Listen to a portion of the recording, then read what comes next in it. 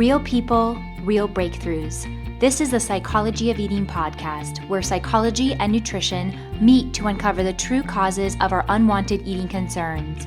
Your relationship with food will never be the same. Now, here's your host, eating psychology expert, and founder of the Institute for the Psychology of Eating, Marc David.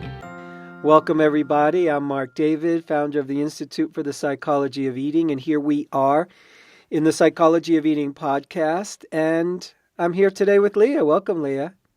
Thank you. I'm glad you're here. I'm glad we're doing this together. Yes, me too. You a little nervous? Yes, but Yeah. I think I will get into it. Great.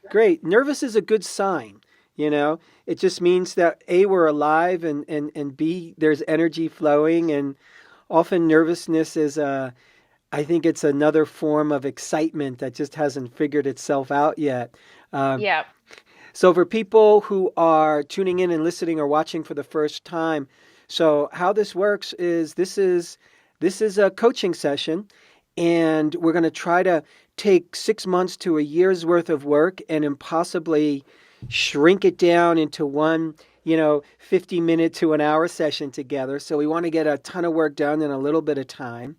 And for that reason, this is an unusual situation. So Leah, I'm going to ask you a bunch of questions, and you'll see my questions might be bouncing all over the place, but there is a method to the madness. And I'll ask you questions for about 20 minutes, and then I'll start to give feedback and my thoughts and feelings about how you can shift, have a breakthrough, get things moving, find the right target to hit. So if you could wave your magic wand, Leah, and get whatever you wanted out of this session, what would the outcome look like? I think that would look like finding a way to have more confidence in my body, and not. That's a hard question. It is a hard question. I think body confidence, or having some kind of path that, some way that I can see through what's going on in my head at the moment. Mm-hmm. So you'd come away with more body confidence. Yeah, definitely. I love that term, body confidence. It just feels like to me when you say that, it's like, oh, I'm going to just be okay with what I've got and walk through the world and not be worried about it or constantly thinking. So just can you give me an example of some of the ways that you're not in body confidence? Like, how does that show up? I just feel like I'm consumed by thoughts about my body, and the majority of them are negative. And if I think about how much time that takes up of my day of thoughts and energy, it's a huge amount of time. Mm-hmm. And if I could put that towards something else, I know that I'd be a much more powerful person. But at the moment, everything just seems to be focusing into that. Mm-hmm. So do you imagine when you're thinking about your body, when you're having these negative thoughts, is it around weight? Is it around a specific number? Like, gee, if I could only weigh this amount, are you wanting to I just want to change the way this part of my body looks as opposed to that part of my body? So where do you go? I think it's like a pressure to be thin. Mm-hmm. And so that kind of plays into all of the things that you just said. So I've kind of tried to let go of the scales as much as I can recently, because I was very critical and very obsessed, but I'm finding it pretty easy to let go of that. But it's just, I think, just the age that I'm in now and the culture that I'm in now, a lot of the pressure is from the things that are around me. So that's just playing into it a lot. Mm-hmm. Can I ask how old you are? I just turned 24. All right. Happy birthday. Yeah. Thank you. Yeah. When was the first time, if you could remember, that you noticed yourself thinking, I got to change my body, this isn't good enough? I probably would have been maybe around 12 or 13, just going into high school. I changed schools to an all-girls school. And I think that would have been the time when that was the first time I started comparing myself to other women around me. Mm-hmm. Got it. Yeah.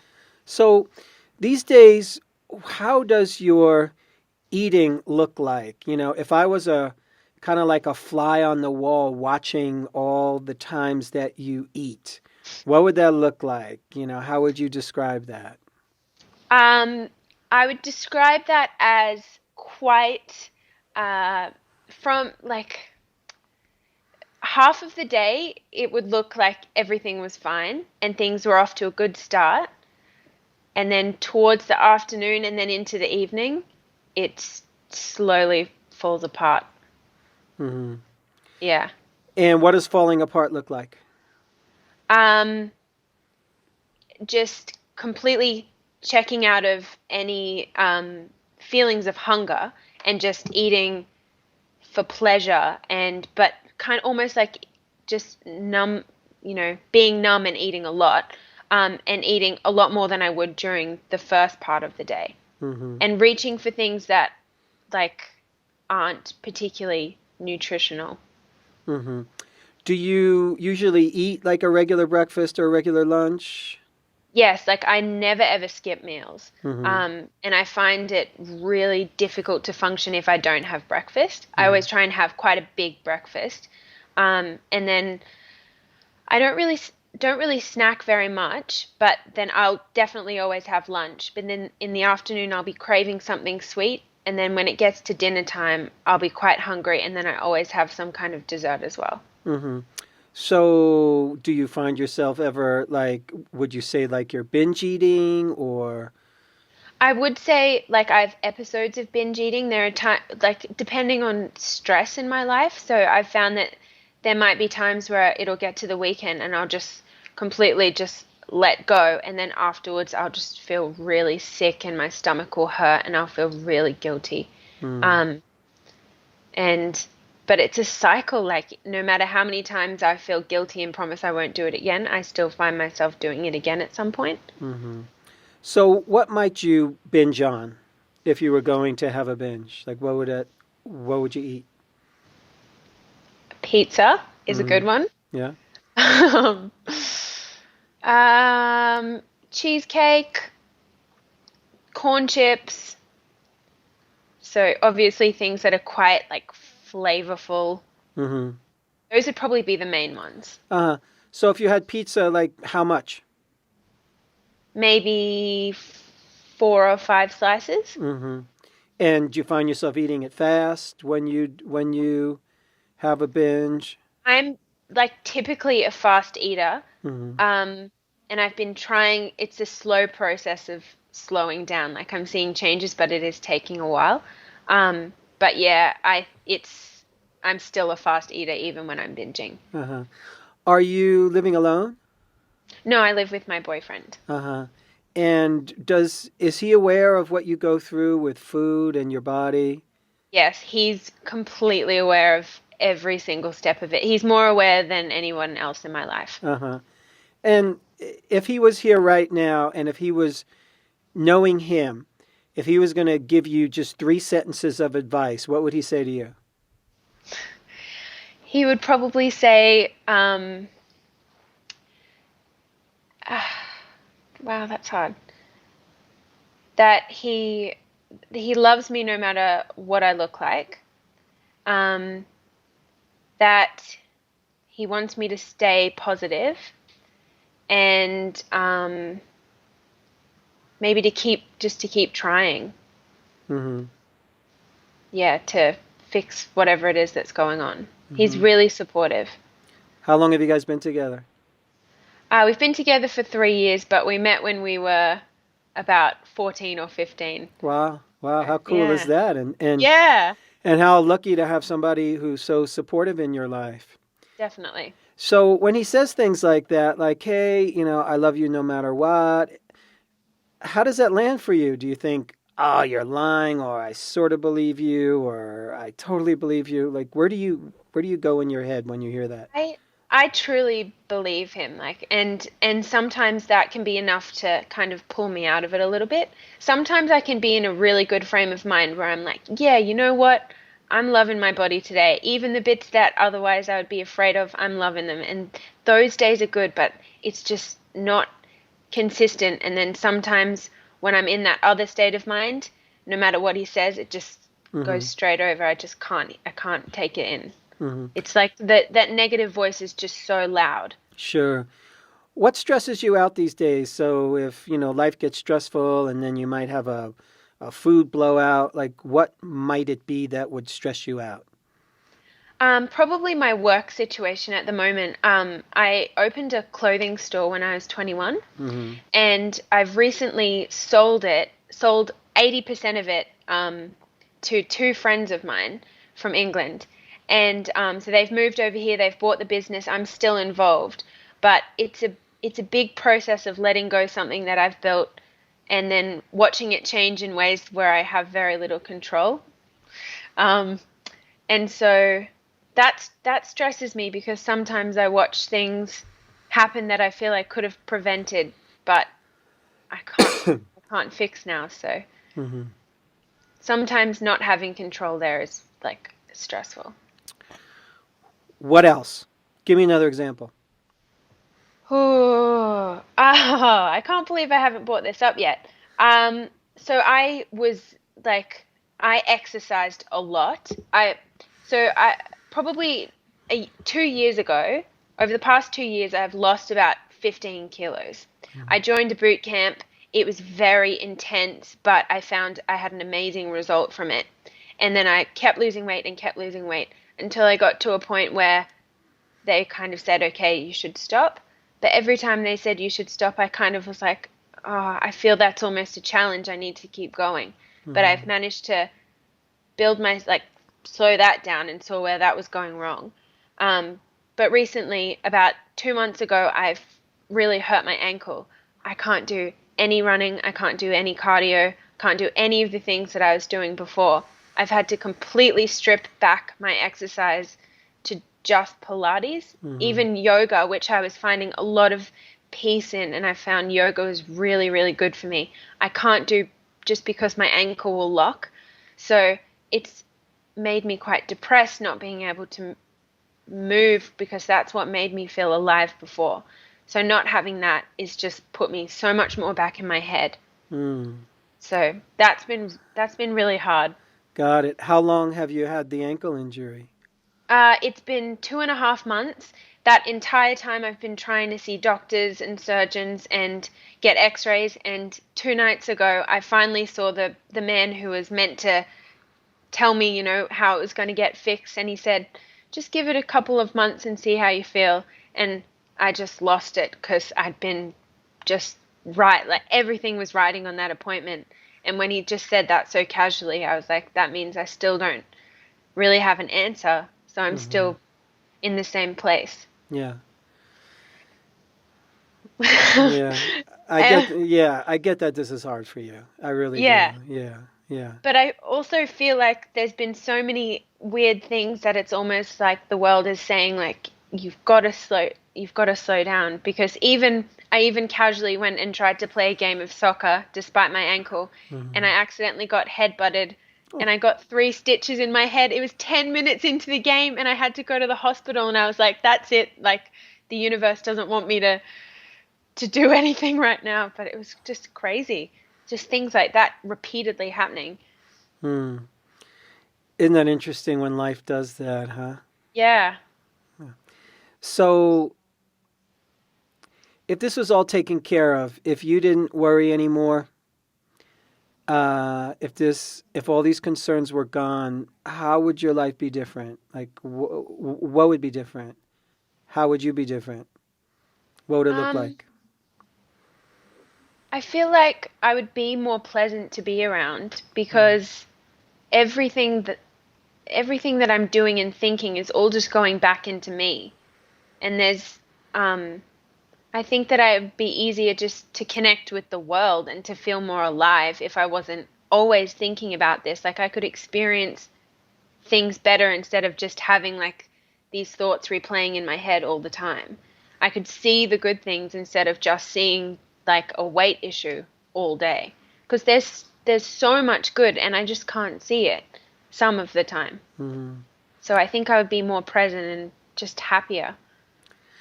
How is your mom's relationship with her body? I feel like it is pretty good. It's actually exactly the same as mine. It's pretty good sometimes, and sometimes she's horrible to herself. Hmm. Yeah. Yeah, like mother, like daughter. Yeah, really, really.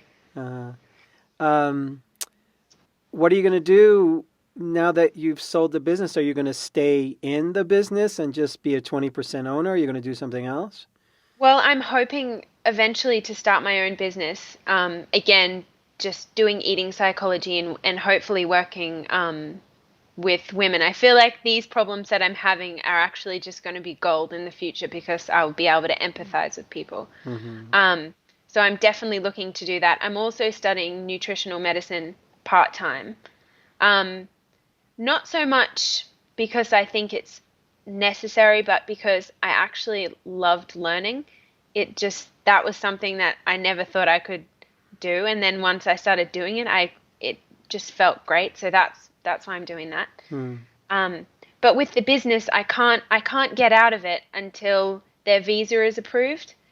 Um, and we don't know, it's a huge process, and so we don't know when that's going to come through or how that goes. So it's just up in the air at the moment, and I'm trying to make sure, they feel calm because they're very stressed, but that doesn't leave much room for me to be stressed. Got it. Otherwise, every person that walks into the shop is going to be like, "Oh, it feels horrible in here." Right. But it's yeah. So, since you hurt your ankle, when are the times that you feel best about your body? Um, Probably when I've actually been studying, like when I've been listening to, your videos, and because I listen to them in the morning when I'm getting ready in front of the mirror, and then I just try and almost use that to coach myself a little bit. And then sometimes, like, I can manage to break through, and when I look at myself and I see things that normally I would think, oh, I'm fat there, or I don't look good, I'll challenge myself and I'll go, you know what, today I'm going to wear this even though I feel uncomfortable, and I'm just going to just own it. And then sometimes, like, I'll get through the day and I'll go, yeah, like that felt really good. Hmm. And when I started doing Pilates, even though it was begrudgingly because I was like, I want my intense cardio, I want my boxing, I want to do trampolining, I was like, okay, I'm gonna, that still that still brought me joy. And I was almost a bit stubborn about it, like, oh, this does feel good as well. All right. Hmm. Yeah. Well, I get for you that it's not an easy road, and it's not an easy road. Mm. Like it really isn't. Um, I have just a bunch of thoughts and comments that I'd love to share because I feel like I've collected a lot of good information and details from you. Um, and I'm gonna start just kind of giving you feedback just from a very big picture perspective, and then Mhm. we'll sort of narrow things down. So I really appreciated when you said, and I'm going to paraphrase. It just seems like these different things are happening, like hurting your ankle, and then even with a hurt ankle, trying to play soccer, and then needing stitches and bumping your head a few minutes into the game. And, life keeps telling me to slow down was essentially what you said. And I don't want to say I know when it comes to this kind of work on self, the magic happens when we're listening for clues from life, Mm. because I always go to life is more intelligent than us. It's bigger than us. It's smarter than us. It knows more. It invented us. And there's a wisdom that's happening that we can't see and we can't really know, but is guiding us. And I think that's what's happening right now for you. Life is really giving you a clear path. Um, Mm. Clear path does not mean easy path, but it means a clear path. It's no different than if you said to me, I want to learn Chinese. I want to learn how to, speak Chinese and write Chinese. My guess is that might not come easy for you, and it might be difficult. And there might be times when it's really difficult, but you'd have a game plan. You'd kind of know, okay, I got to study a certain amount every day. I got to push through my resistance. I got to deal with the fact that I'm not perfect at this, that I'm a beginner here. Mm. So I think same thing when it comes to loving our body and getting rid of the crazy thoughts, that we're being asked to practice. We're being Mm. asked to just show up like you're doing every day and add just a little dose of medicine into each day to see if we can make a tiny shift. So to me, you're already doing exactly what you need to do. And, one other thing I'm really kind of, I want to say, impressed by is really, you're a smart girl, and this is so difficult. We just can't turn off the switch. Yeah. Hey, I'm gonna just pause us for 1 second, Leah. There's some kind of sound or feedback that I'm getting from your end. It's almost as if there's like a movement happening. Is there anything moving on your desk? Is hands moving? Would anything be scraping the microphone? No, I Oh, don't think so. My boyfriend's in the shower. no, no, no, no, No? no. No, that's so Is it weird. still happening? No, I think it might have been moving your earpiece. That's like totally Oh, possible. okay. Okay. Okay. Okay. I'm gonna stay very still. Yeah, no, no, no. That's fine. Don't even worry about that. Okay. Okay, so just let me give a note to my guy. So Nigel, cut and splice right over here. So Leah, to me, this is hard work, and you're already doing the right steps. And even though you're smart and you're educated, this shows us how hard it is to overcome the boogeyman called negative self-talk about my body. It's Definitely. it, it's I want to say that it's technically impossible for anyone to defeat that, because it's bigger than us. Because you didn't invent it, I didn't invent it. It's a virus that circulates in the world, and we catch it, and it's powerful. We catch it, and it's so intense. Mm. We catch it, and it's huge, and it grips our mind, and it takes over.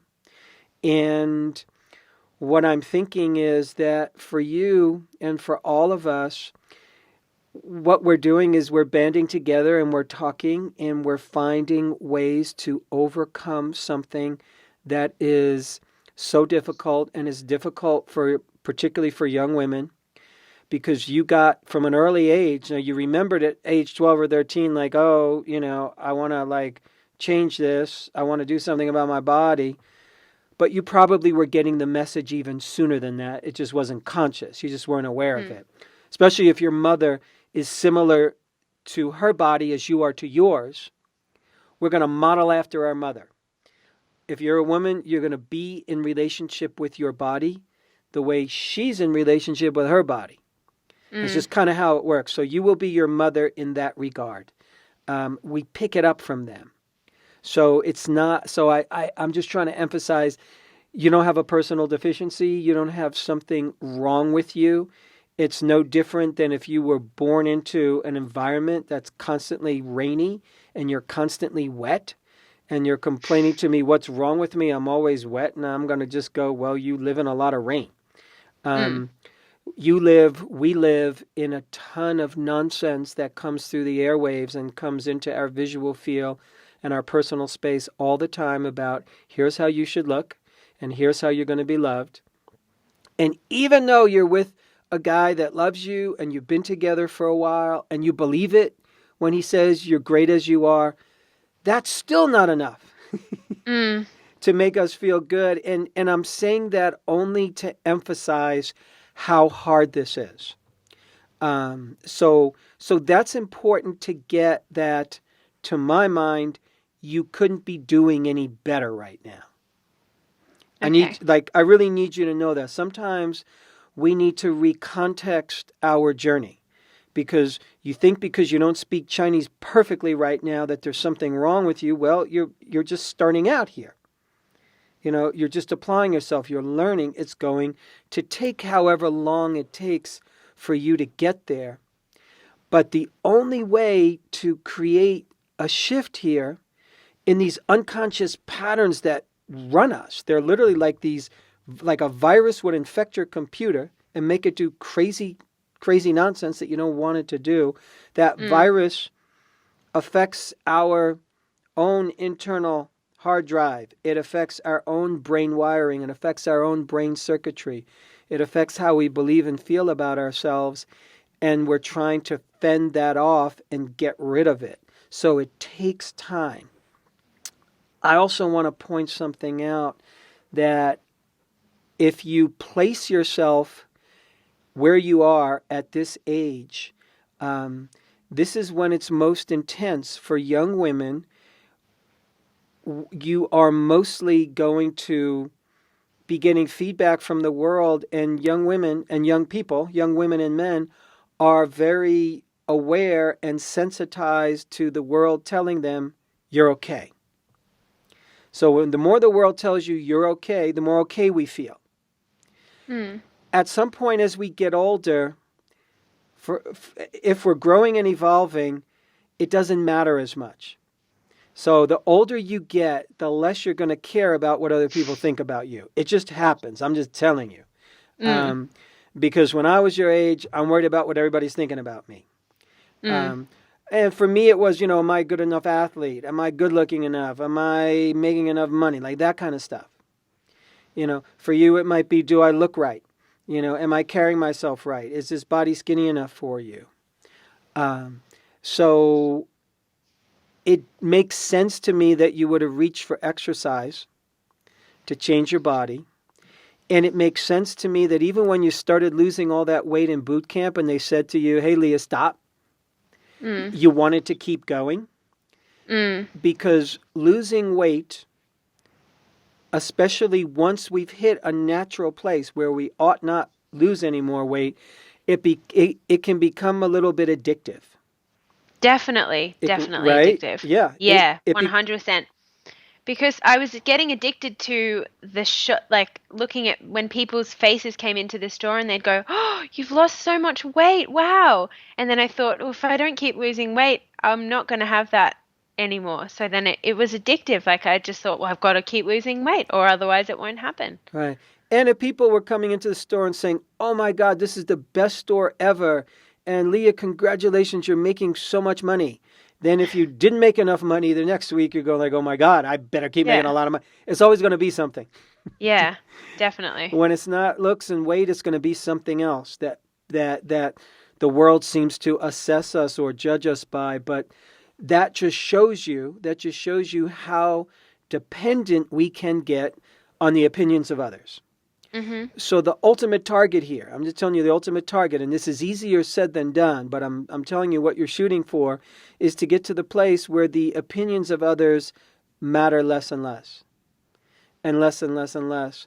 And it's all about how I feel in my body, and it's all about learning to love your body, period. Plain and simple.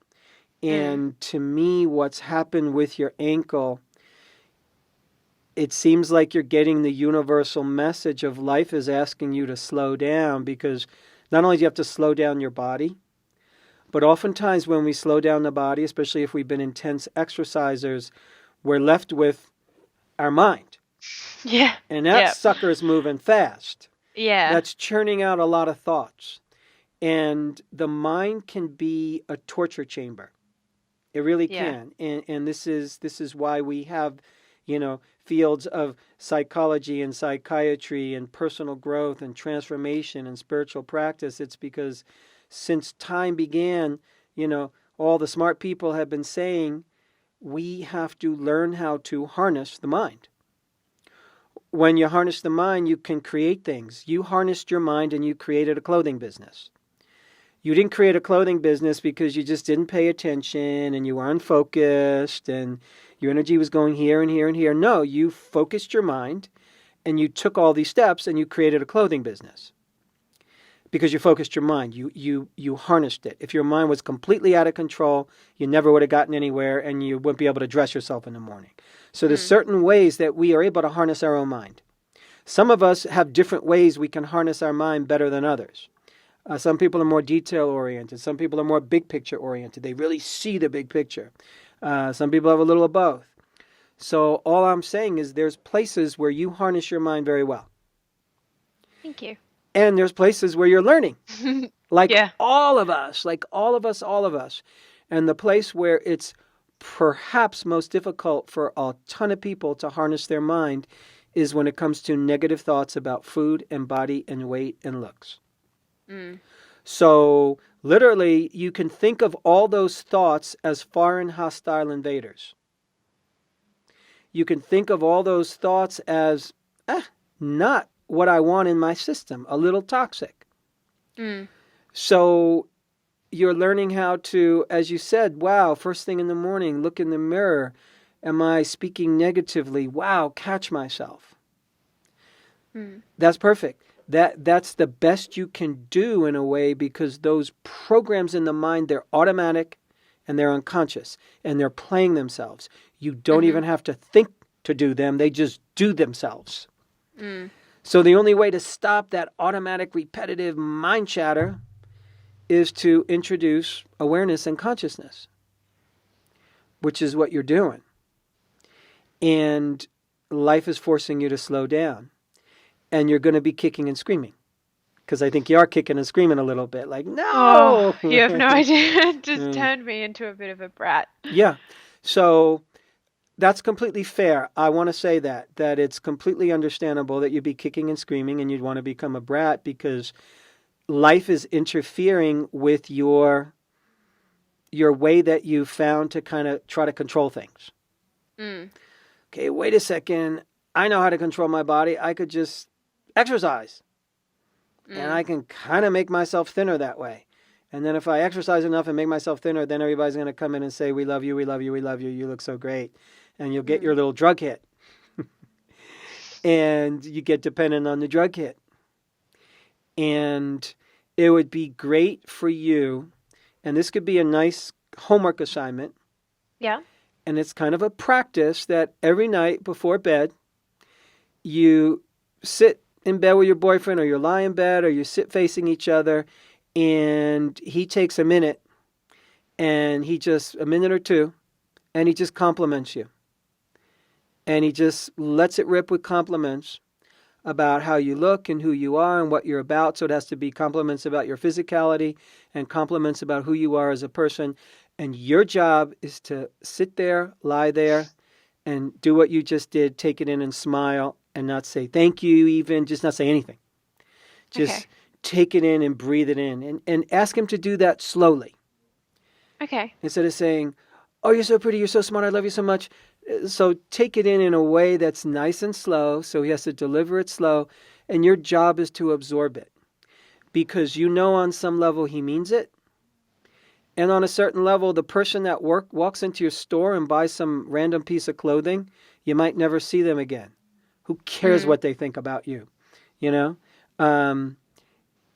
It's more important what your boyfriend thinks in this case, because that's who's closest to you. And that's who you're in deeper connection with. So that's a great way for you to just practice taking it in and absorbing, I can feel good about myself. I can take this in. Because the more you increase your ability to take in the compliment, the more fulfilled you'll be. The less you'll be needy for more. Yeah, no, that makes sense. And if you know it's coming every night, before bed, it might give you something to look forward to, and it's coming every night, and it's regular. So that's one suggestion for a practice that will allow you to step into your feminine in a different way. So here's the other piece. In this case, for women, you're a woman. Women want to, many women want to be feminine, whatever that means to them. Oftentimes we collapse, and I'm not saying everyone wants to be feminine, but a lot do. And oftentimes we collapse the definition of feminine into thin, skinny, weigh a certain amount. And feminine is really a state of being. It's not a look.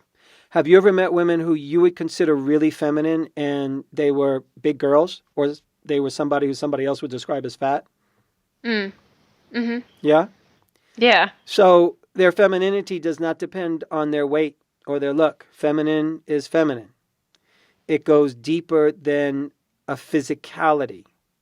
Some of the most feminine women I've ever met were in their 60s and 70s. They had it down, you know? So I'm just saying that because I want you to start to notice your definition of what's feminine. Yeah. What else does feminine mean to you other than a look or a shape? If I said, do you want to be more feminine? What does that mean to you? What else does feminine mean to you? I think it means nurturing and kind of gentle and caring and like connected. Yeah. I like the word connected. Connected to... Just connected to life and connected to other people and open as well. So just, just almost like motherly in some way, in that just like easy to approach and easy to speak with and just open. Yeah. Beautiful. So those qualities that you just mentioned, would your friends describe you as having some of those qualities? Doesn't have to be all the time, but would they describe you as that person? Yeah, definitely sometimes. Yeah. So sometimes you're like that. And then sometimes you're not. Maybe a lot of times you're not. And the times that you're not feeling that connection, your mind goes into torture and thoughts about, I'm no good, I'm not enough. So what's going to happen is there's kind of two places in your head and in all of our heads, whatever our issues are, especially when it comes to I love myself, I hate myself. Today I woke up, I feel good today. And somehow we get up on the right side of the bed and we're kind of okay with our body. And then if one little silly thing happens that stresses you out, all of a sudden you look fat and you look in the mirror and you hate yourself. So we bounce between these two extremes. What I want to say is, when there's extreme bounces going on in our head, I love myself, I hate myself, you look pretty good, you look terrible. We will reproduce that in the outer world.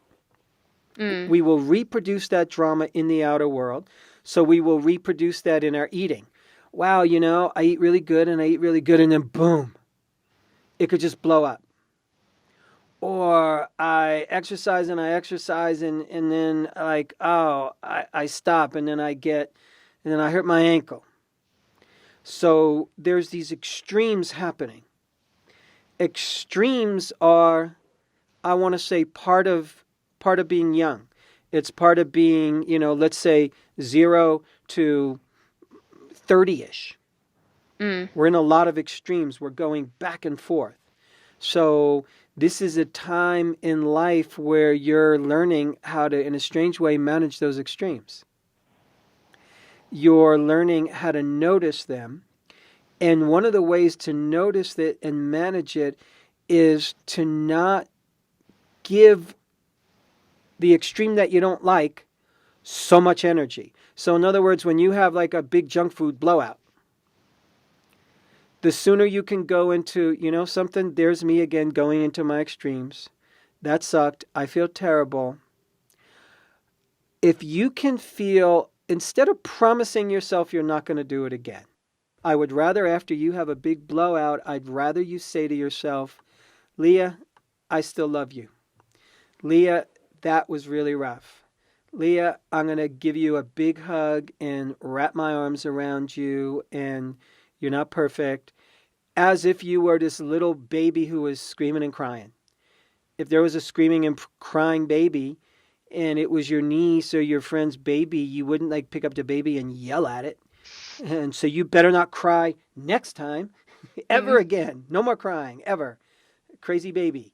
No, you would hold the baby, you rock the baby, you talk to the baby, you soothe the baby. I want you to do that with you. I don't want you to promise yourself you're not going to do it again. In fact, I want you to say to yourself, this is probably going to happen again. Yeah. This is probably going to happen again. And that's okay because you're going to still be with yourself. What happens is in those moments, we tend to abandon self. We tend to judge self. We tend to prematurely kind of jump to, I will never do this again. I'm going to commit to oomph. And it's not about that. Because the real lesson in here, and here's the goal, the real lesson is you learning how to be with yourself no matter what. If your boyfriend started having trouble at work, if your boyfriend started having issues with, I don't know, his health or his weight, would you abandon him? Would you say, okay, I never want you to feel this way ever again. Okay, stop it. No more feeling stress about work, or no more, or no more being sick. Like, stop having the flu right now, ever. No, you're gonna love him up. You're gonna be with him. You're not gonna abandon him. You're gonna encourage him. So when you're able to start doing that, what happens is magically it becomes easier to not do the binge. Because one of the reasons we do the binge, one of the big reasons you're doing the binge, and one of the big reasons, not for everybody, but for a lot of people, one of the big reasons they're binging is because the level of tension in us and stress in us, or self-rejection, or I don't love myself, or I don't know how to deal with life, or that level of tension builds up so much that binging actually kind of blows off that energy and relaxes us. Once you have enough food in your body, you'll literally drop into a relaxation response. The digestive system needs to be relaxed in order to digest a lot of food. So when you're binging, technically what you're doing is you're looking to regulate your emotional metabolism. You're also looking to regulate your physical metabolism, which is in a stress response. So emotions are in fear, tension, stress. The body is literally in physiologic stress. So you're doing the best thing that you know how to do, which is binge eat. So like, whoa, taking a lot of food, body relaxes. There's a weird kind of relief, right? After you binge, there's a weird relief. And then at some point, the guilt creeps in. And the guilt creeps in because there's a part of us realizes that activity did not actually do what I wanted it to do in the long term. It didn't actually provide the proper medicine for whatever was ailing me. It was a temporary drug. It's no different than if you're having relationship issues and you're having work issues, and instead of dealing with relationship issues and work issues, you just go away for the weekend and you just have a alcoholic binge or a cocaine binge, and you feel great. And then you come back and you feel miserable and lousy and your body's not okay, and you go like, oh God, why did I do that? So you're looking to regulate your emotional metabolism. When you overeat, that makes sense, or when you're stressed. So all I'm saying is to start to notice that, to start to be aware that this is a reasonable strategy. What you're doing, there's technically nothing wrong with it. It's what your brain, your system, your psyche, your emotional intelligence, that's what it knows what to do to deal with all the stress and the tension and the anxiety in your system that we all have. And especially in your teens and 20s, there's a lot of that because we're defining ourselves. We're figuring out, who am I in this world? Do I belong? Who loves me? What am I going to do for the rest of my life? What kind of work is meaningful for me? What do I stand for? Like why the hell am I here? And what's going to make being here feel good? And oh my goodness, what's all this nonsense about I'm supposed to look like this and look like that for people to love me? Oh my God. So it's not easy being a human being alive on planet Earth. It's not easy.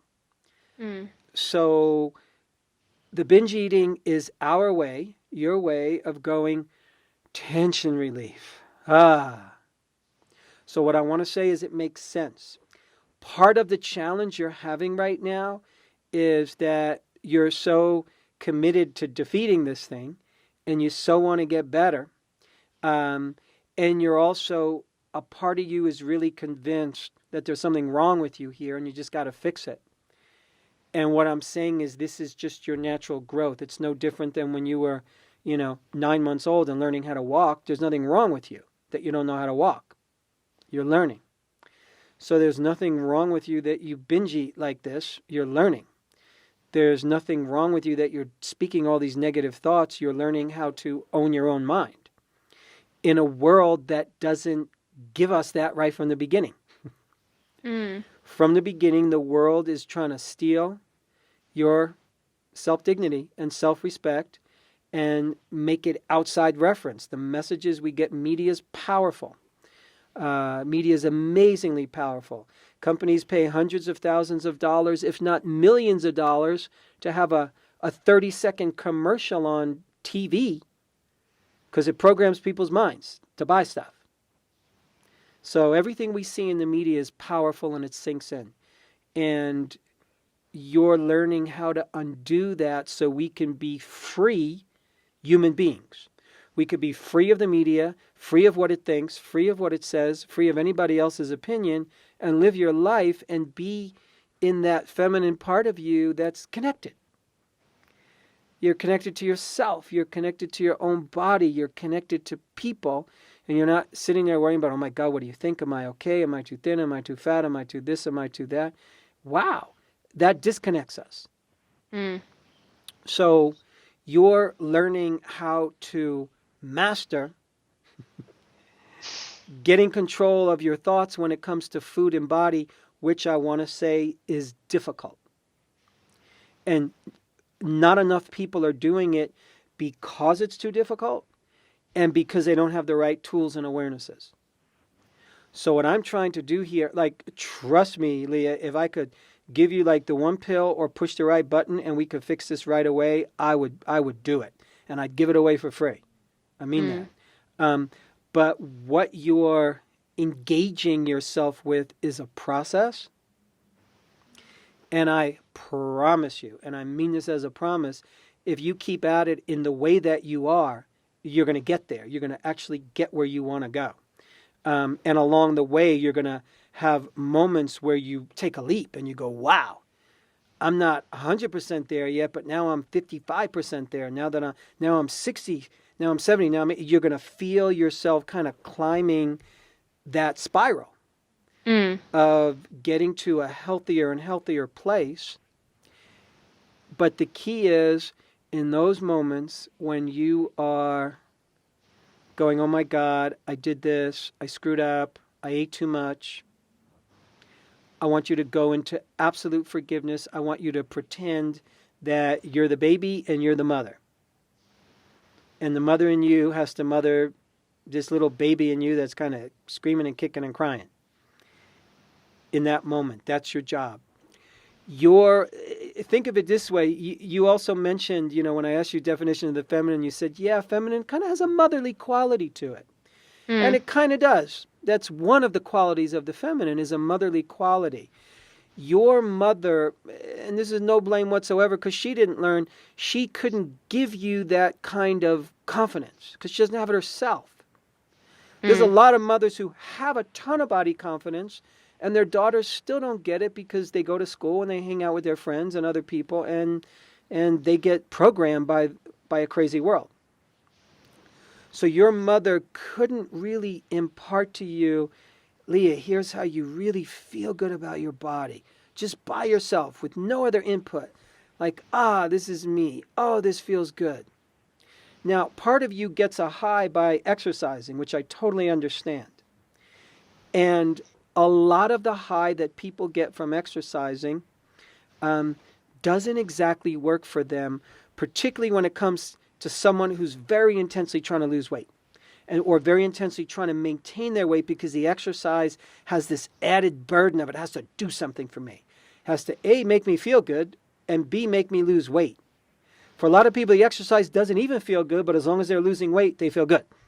I want you to learn to use your body and movement and exercise purely from a place of this just feels good to me and it's not driven by weight loss. So this is a perfect opportunity for you now that your ankle is where it is to relax into Pilates, to relax into, I don't know what else you can do, relax into walking, relax into being outside and breathing and exploring a different way to just feel your body that doesn't involve moving fast and doesn't involve intensity. And it's almost perfect. And I know it's hard when the doctor says, just hang around for a few months and you see it getting better. You want to know, I got this ankle. We're going to fix this ankle so you can get to exercise and you can burn some calories and you can make sure that you have all the ability to get where you need to go. And life just ain't giving you that. It's not letting you off easy. It's not giving you the answers to the test. Do you know what I'm saying? Yeah, it's so true. It's 100% true. So I want to say one more thing, and I know that you noticed because we talked about this a little bit earlier on when I asked you, are you eating fast or moderate or slow? So I want you to do as best you can and really make it a practice to have all your meals be slower and have your binge time, even when you eat the 5 slices of pizza. I want you to do as best as possible to say, Mark said he gave me permission to eat this really slow and enjoy it. Slow to means only one thing. It means enjoy, taste, get pleasure, get what you want out of it. If you want to spend time with your best friend because you love them so much, you don't say, hey, best friend, let's spend 30 seconds together. No, you want to hang out with them for lunch, for dinner, for a couple of hours, for a weekend, whatever it is. We want the things we love to nourish us and to last a little bit. So with the eating experience, you're wanting something from that eating experience. You're wanting to be nourished.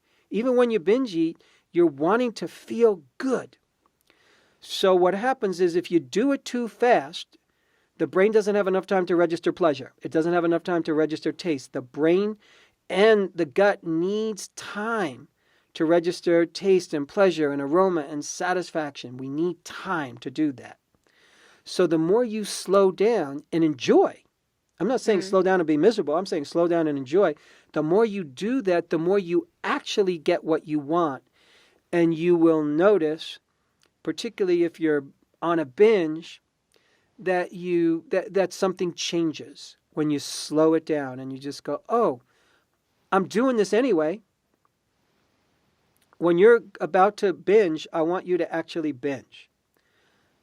If you know you're going to do it. Okay, here I am with the pizza. If you know you're going to do it, then choose to do it. Okay. Actually choose to do it. Okay, here's me, here's Leah, here's the pizza. I know I'm going to do this no matter what I tell myself. So do it. So eat it and enjoy it. Create an experience that really works for you. Relax, put on some music, light some candles, enjoy the pizza. Slow, sensuous. Take your time. There's plenty more there. Don't limit how much you're going to eat and just let your body tell you. So what you're doing is you're taking the behavior. Here's what we're doing, and this is for anybody listening in. We're taking a behavior that we're previously labeling as bad. Binge eating, bad. Overeating, bad. And we're saying, no, it's not bad, because as soon as you make it bad, you fight it. As soon as you make something bad, it becomes the enemy. And as soon as the brain perceives enemy, we go into fight or flight chemistry. We go into increased insulin, increased cortisol, increased adrenaline. We're producing more stress hormones, which creates a sense of further anxiety, tension, hyperalertness. Oh my God, what am I doing? And those stress chemicals downregulate our ability to experience pleasure, which means you actually need to eat more food and do more exercise to feel the natural good feelings you'd be feeling from them anyway. You follow me? Mm-hmm. So we're taking a behavior that we normally label it as bad, and we're giving it a big hug and saying understandable behavior. Makes perfect sense. We're not going to fight it into oblivion and fight it out of existence, because that doesn't work. You haven't been able to do it yet. I know people in their 70s who are still trying to fight those kinds of things and it doesn't work. You can't beat it by fighting it. Believe it or not, you beat it by loving it. And it's not so much that you're loving the behavior, you're loving the person who's doing the behavior. In this case, you. You're saying, I understand why you would do this behavior. I explained to you it makes sense because it creates tension relief. Your body needs to relieve the stress and the tension. Every human body, as soon as it feels stress, it wants to relieve it somehow, because a prolonged stress response is counterproductive to health and longevity and life and reproduction and wisdom and thinking and intelligence. Prolonged stress response is the worst thing a human can do for health and well-being. Short spurts of stress response, great. Mild bursts of stress response, great. It builds up our system. It makes us stronger. Stress is normal and natural to life. I'm particularly talking about the kinds of stresses we do that are self-chosen. I hate myself. I'm no good. I suck. I'm terrible. That's a self-chosen stress. So what we're saying here is you're learning how to take away some of the stress and the fight from these habits that you don't want to do. And you're saying, these make sense. I'm going to have compassion for myself. Just like if you ever do this work professionally, you're going to love your clients, even though they're binging. You're not going to go, oh, God, I hate you. And I'll like you better as a client as soon as you stop binging. It's like, no, that's not how you help somebody. You help somebody by loving them into where they're going. Now, that love could sometimes look like tough love. It could look like sweet love. There's different ways that we love each other. But love is love is love. And the love I'm thinking you're needing right now from you is a little more the gentle kind. Not the, come on, Leah, you could do 100 more push-ups. Go, go. You know, sometimes you need to do that to push yourself a little bit. This is a time in life, it sounds like it's about slowing down with yourself in all of this as opposed to pushing more. Yeah, it makes complete sense. So how's all this landing for you? What are you thinking here so far? I actually feel really good about it. I feel like thinking of it less as something that needs to be fixed it kind of almost makes me appreciate when it will be bad, or because it does mean that I'm learning. So it's just part of the whole thing. So yeah, it's kind of liberating in a weird way, because it makes me not want to get rid of the problem, because the problem will be the answer in the end. Yeah. Bingo. The problem's there for a reason. It's a teacher. It's here to teach us. It's not the enemy. It's teaching you to be a better person. It's teaching you to grow. It's teaching you to be a stronger woman.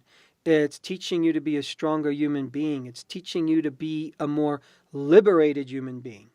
Because none of us deserve the nonsense in our head that tells us that we're not good enough. It's dumb. It doesn't make sense, especially when it's about looks and shape and weight and about our character. It's not necessary. It doesn't need to be here. So this is about liberating yourself. And the way we become liberated and free and happy is not to attack self. The more we attack self, the more we will end up at the finish line beat up. And the finish line might be 90 years old and you're on your deathbed and you're beat up because you've been beating yourself up for 90 years. So we don't want to do that. We want to turn the tables and start the love now. And here's the weird thing. So many people think, well, God, if I do that, then it's just going to stay and it's not going to go away. How could you tell me to love this terrible habit? And that's exactly what I'm saying. If anybody out there is listening in and you think, and you're thinking that, how could you tell me to love my binge eating? That's not going to work. I'm going to guarantee you your strategy hasn't worked yet. Whatever strategy you're doing and your binge eating is still there, this is probably why. Because there needs to be a shift and the love, the acceptance. So there's 2 homework assignments for you, if you can remember. Important homework assignment number 1, evening time with your boyfriend, a couple of minutes, more if you want. He just gives you slow, sweet compliments about you. the relationship, your looks, all of it, your job is to just take it in. And you have to ask him, say, honey, make sure I take this in. If you notice me squirming away and not listening, raise your hand. So that's one homework assignment. And I want you to see if you could do that for a couple of months. Okay. Next homework assignment is, again, every time, two more pieces. Every time you find yourself doing a binge, I want you to slow down, relax, take your time, get pleasure, get what you want. And when you go into guilt afterwards, I want you to hold yourself. Whatever that means for you, could be physically, it just could be emotionally. I just want you to say, it's okay. I just really want you to mother yourself in that moment as if you are like the best mother. As if you were your daughter. Okay. And just be the best mother in that moment. Just encourage yourself and just love yourself even though you feel guilty and ashamed. It doesn't mean you're not going to feel guilt. It doesn't mean you're not going to feel shame. But you're going to love yourself nonetheless.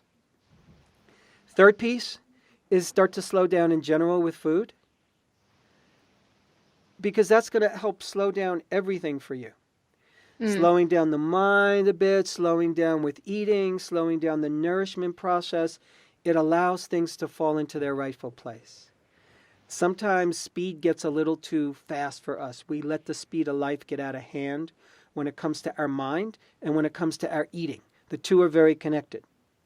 When you're eating too fast, it's going to agitate the mind. If you're thinking really, really, really fast when you're involved with your food and your body, it's going to agitate your digestion and it's going to agitate your metabolism. So we're looking to create more of a synergy there between mind and metabolism, between thoughts and gut. And one way to do that is to just slow down the eating process, which means enjoy it, which means be present for it, which means just get what you want from it and just make it worth the experience and the time.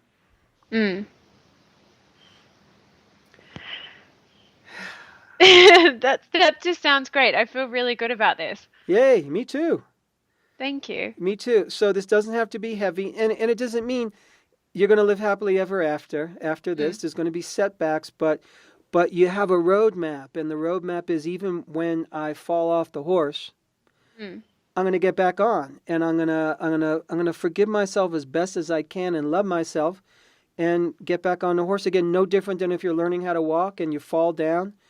Your mother, your father picks you up again. They don't spank you for falling down. When you're learning how to walk, they don't yell at you. They go like, here's some encouragement, here's some love. Try to walk again. So that's what we are all learning what to do with self, is to evolve ourselves through a little more love as opposed to evolve ourselves through self-attack. Really, it's as simple as that. Yeah. Thank you. Thank you, Leah. Really good job. I'm so glad you were just honest enough and real enough to share your life and your inner world with us, because I guarantee you there's a lot of young women in your age group and younger who are tuning in and listening to this, who are going to get a lot out of it, because oftentimes we hold these things in secret and we think it's just me. And yeah, you're doing this for you, but you're also doing it for others. So thank you so much. Thank you very much. Yeah. And thank you, everybody, for tuning in. This has been Marc David, founder of the Institute for the Psychology of Eating, in the Psychology of Eating podcast, and there's lots more to come. Take care. I hope this was helpful. Thanks for listening to the Psychology of Eating podcast. To learn more about the breakthrough body of work we teach here at the Institute for the Psychology of Eating, please sign up for our free video series at ipe.tips. That's I for Institute, P for Psychology, E for Eating.tips, TIPS. You'll learn about the cutting-edge principles of dynamic eating psychology and mind-body nutrition that have helped millions of people forever transform their relationship with food, body, and health.